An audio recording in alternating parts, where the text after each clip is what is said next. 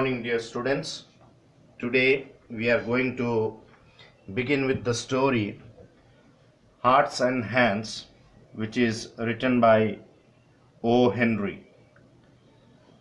Now we'll proceed in this manner. First, we'll discuss about the author, then, we'll do a short introduction to the story, then, we'll discuss the storyline. Then we'll proceed to the text explanation, and finally we'll discuss the theme, title, and the critical appreciation of the story. So let us begin with the story Hearts and Hands, written by O. Henry. So first we'll try to know about the author.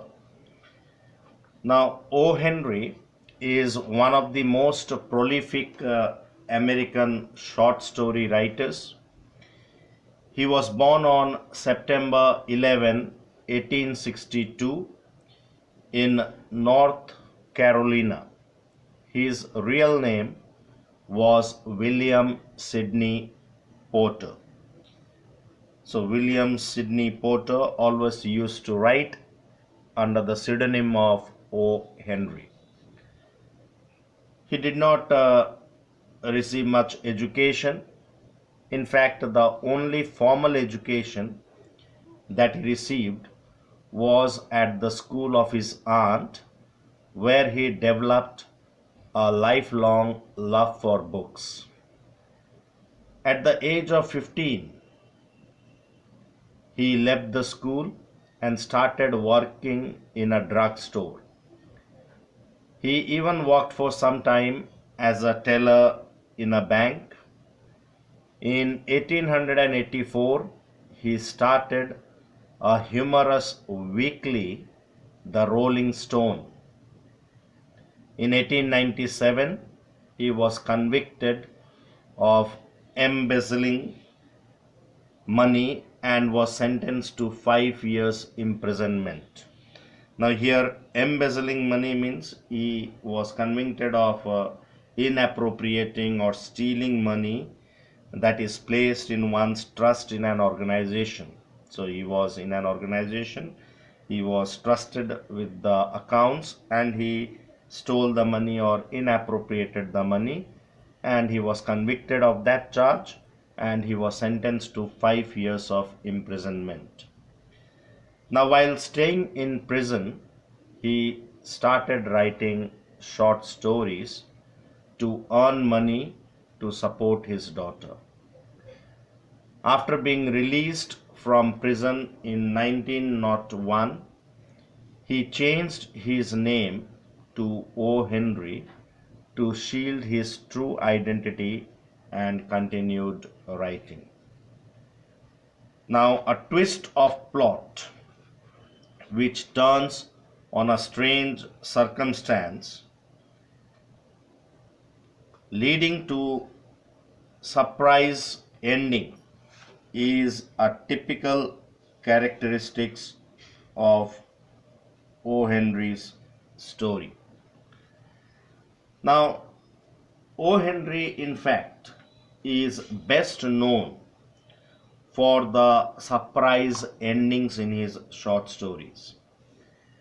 And that is the reason why it is said that his stories invariably have a sting in the tail. That is to say that the story ends in an unexpected manner.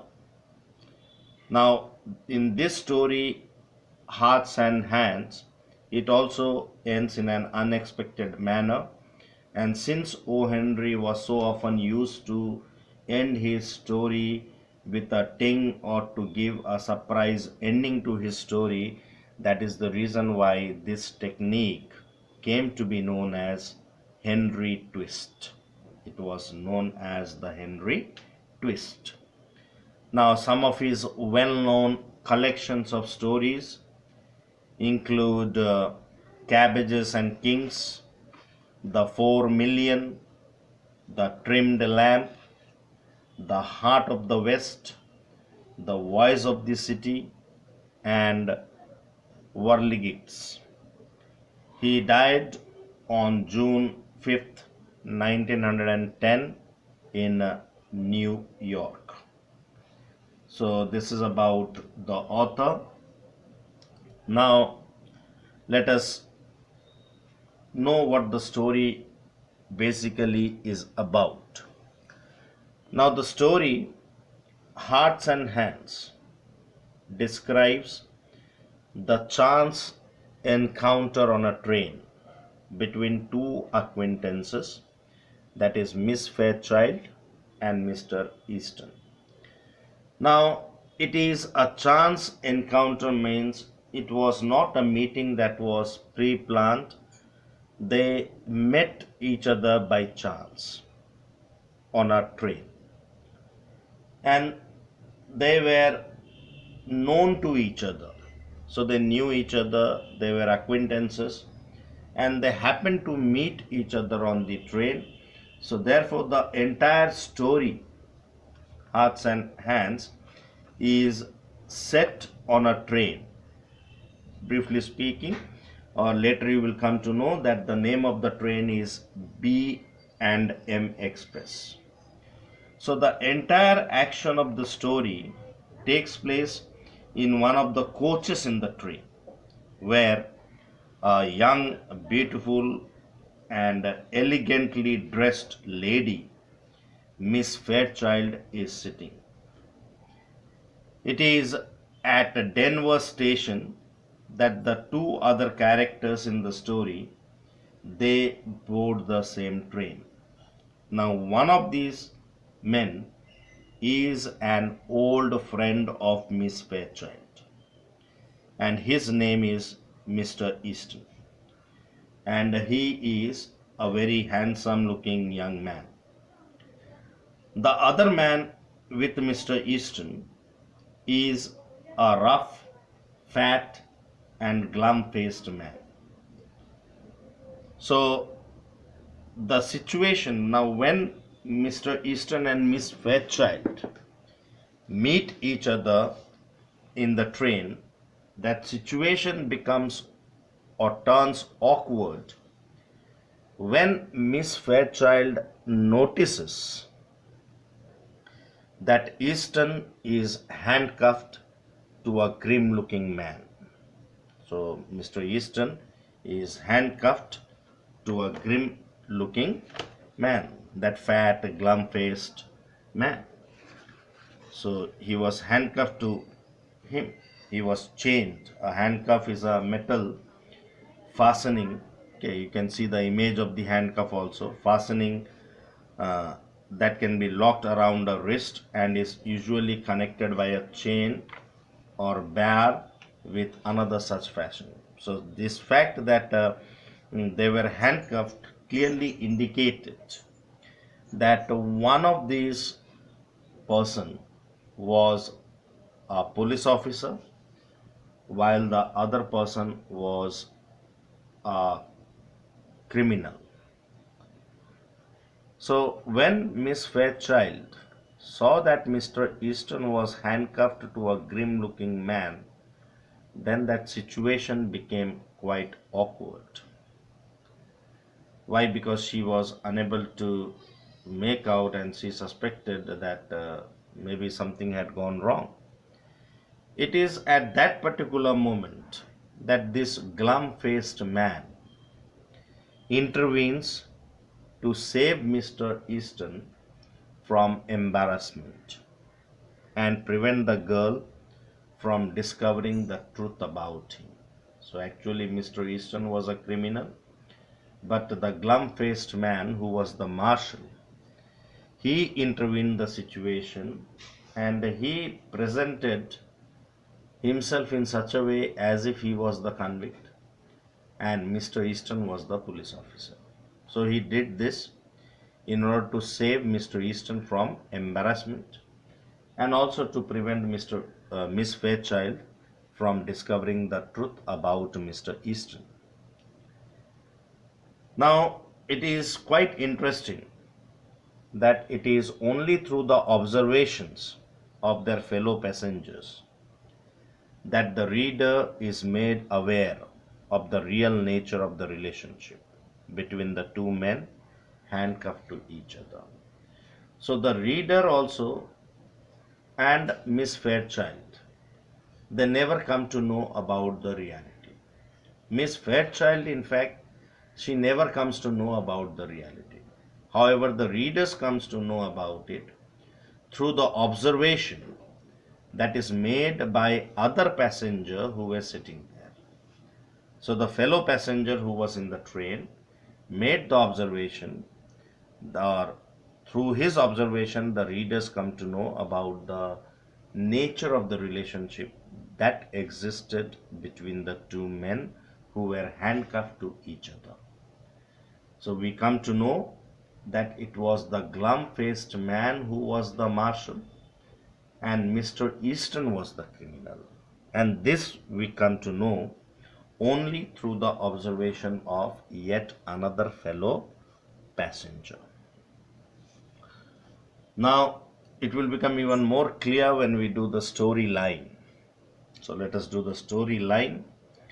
Now, as you know so far, Miss Fairchild, who is a pretty young woman who is very beautifully, elegantly dressed, she was traveling on a train. Now, this train, that is B and M Express, which was eastbound, traveling towards the east, it stops at a station named Denver. And at this station, Denver, many passengers board that train, and among these many passengers were two men who got onto the same coach and occupied the seat opposite to Miss Fairchild. One of the men is Mr. Easton, and he is handcuffed to another glum-faced man who is the marshal. Marshal means the police officer. Now, the moment Miss Fairchild sees Mr. Easton, she at once identifies Mr. Easton as an old acquaintance. However, she gets little alarmed the moment she sees that Mr. Easton is handcuffed with that glum-faced man. Now, this glum-faced man, who is the marshal, he understands the whole situation and he is able to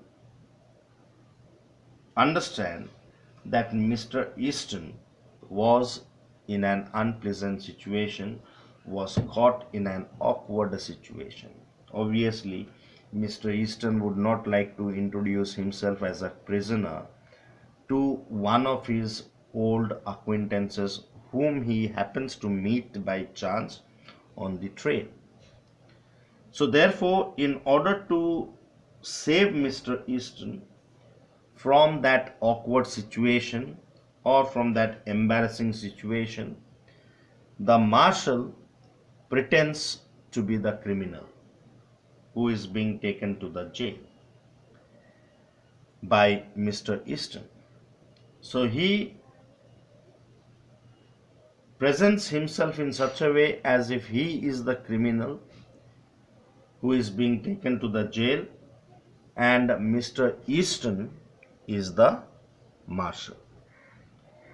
Miss Fairchild believes in this and she gusses over Mr. Easton's position. She gusses means she feels proud that Mr. Easton has become a marshal, a police officer. She praises Mr. Easton. This is what makes the whole story. And at the end of the story, it is revealed through the manner in which they were handcuffed that in reality Mr. Easton is a criminal who is being taken to prison for counterfeiting and the other man is the real marshal. Now Mr. Easton was convicted for counterfeiting. Counterfeiting means imitating something with the intent to deceive others or dealing in fake currencies. Okay. So he was convicted for that, Mr. Easton, and he was being taken to the prison. And the other man, that is the glum-faced man, is the real marshal. The readers comes to know about this through the observation of one of the fellow passengers, whereas Miss Fairchild remains ignorant of this reality. So the story or the text of the story I'll be explaining in the Google Meet class. Thank you for watching the video and stay blessed.